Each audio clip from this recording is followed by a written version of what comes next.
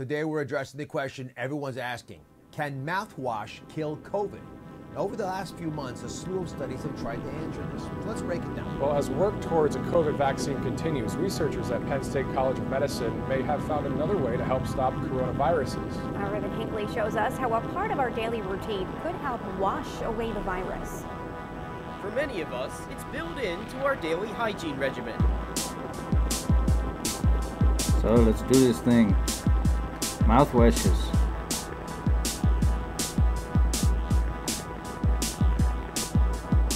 Do they deserve a place in our kit? I think so.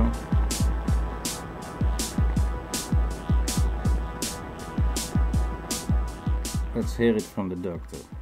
Dr. Myers, go ahead. With an envelope virus, if you can break open that envelope, you've inactivated the virus. It cannot infect. Ah, sounds good. Hello everybody, greetings from Heart Care Foundation of India. Hello. पाया है कि mouth washes with antiviral ingredients will help decrease COVID-19 transmission by reducing viral loads in the mouth of infected patients when they cough, sneeze, or speak. Ah, thank you, doctor. Everyone should be using these mouthwashes because people can be infected and not realize it. The study suggests using 3 doses of antiviral mouthwash the day before a meeting and 1 dose the morning of the event. COVID-19 patients should be using mouthwash regularly for 7 to 10 days. Okay. A doctor with Penn State Health conducted a laboratory study on certain mouthwashes and oral rinses.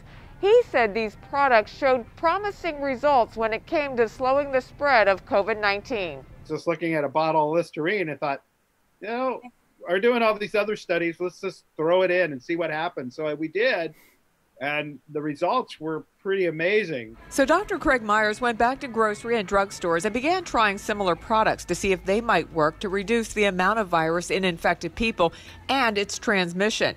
He found similar success, including adding a percentage of baby shampoo to a nasal rinse.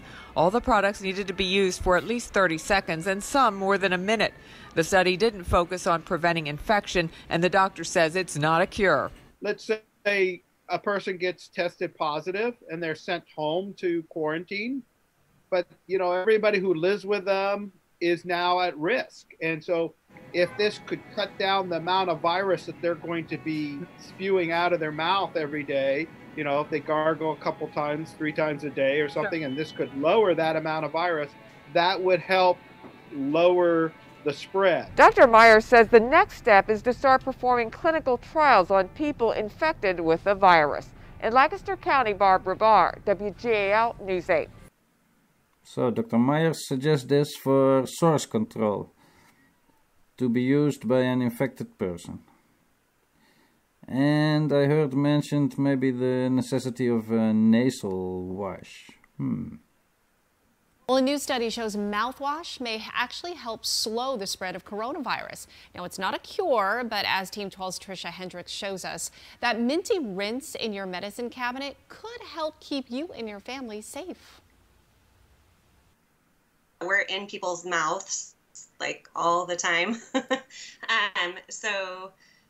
We're taking steps that are obviously helping to prevent that transmission. President of the Arizona Dental Association, Dr. Jennifer Eno, says mouthwash can help. After COVID became, you know, a common household word, right? There was research coming out that having our patients rinse with mouthwash before we treated them would reduce the amount of viral load in their mouth, therefore reducing our exposure. She says mouthwash reduces the amount of virus in your mouth pretty immediately. It does work, yes. A recent study in the Journal of Medical Virology finds a few oral antiseptics may have the ability to inactivate coronavirus when people are talking, sneezing, or coughing. But there are limitations. it's not going to necessarily kill all of the virus, right? But it's going to reduce the amount of it. They don't know how long it's effective for. Might be 5 minutes, might be 15 minutes, might be an hour. And it's not something you can use to prevent contracting COVID. It would be helping you from passing it on to somebody else. The research also shows several nasal and oral rinses have a strong ability to neutralize coronavirus and may even help stop the spread. But experts need more research. Trisha Hendricks, 12 News. Okay, so the dentists are using it, but again, just for source control. And they even mentioned that it cannot help you to prevent contracting COVID. But I'm not so sure. Let's have a look at the science. As the number of COVID-19 cases continue to rise in many parts of the world, we recently made a breakthrough discovery with one of our mouthwashes containing CPC technology, which might offer a simple and affordable way in reducing transmission rates alongside other preventative measures. CPC technology is already widely used in the dental industry and is known for its antibacterial and antiviral benefits. New preliminary lab test results show that in addition to helping to prevent many oral diseases, CPC technology is also effective in reducing the viral load of SARS-CoV-2, the virus that causes COVID-19, by 99.9% after just 30 seconds of rinsing. How it works is linked to the structure of the virus. Coronaviruses are enveloped viruses which contain an outer protective layer made of fatty molecules. CPC technology effectively deactivates the viral particle by dissolving its outer protective layer. Given the virus that causes COVID-19 mainly spreads from person to person through droplets of exhaled saliva or discharge from the nose, reducing the amount of virus in the mouth using mouthwash with CPC technology could help to reduce the risk of passing on the virus. Whilst we know this isn't a cure and more research is needed, we believe this new insight is an important one to share, especially given the high number of asymptomatic cases. Well, thank you, Unilever. So we conclude that it works, mostly for limiting viral shedding from an infected person, but there it can be quite effective, apparently. So all the uses proposed would be that I use it because I don't want to infect somebody else. But the language about the effectiveness makes me think that we can also use it preventatively, but there is no evidence there, that's just my hunch. So what about a post-exposure situation? Somebody coughed on you, somebody fell in the street and you went and helped this person up and then you realized that this person was infected. Or, for example, situations where you are taking care of a sick person. You enter the room to do something there, then you go out, you take out your mask and you can use a mouthwash. So what about some disadvantages? Well, of course it costs money on top of all the other things that we need to buy to protect ourselves. But also if you use it too much, it's not too good for your digestion, because the digestion starts in the mouth.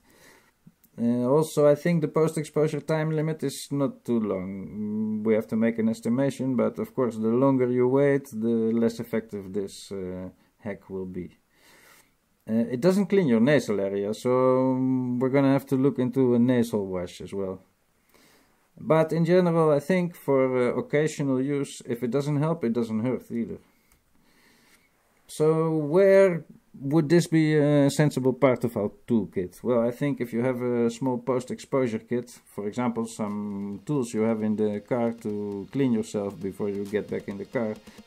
So there we could have also a mouthwash. And so in that case, coming back from the supermarket, after cleaning our hands, cleaning our keys, getting in the car, we could clean our mouth as well.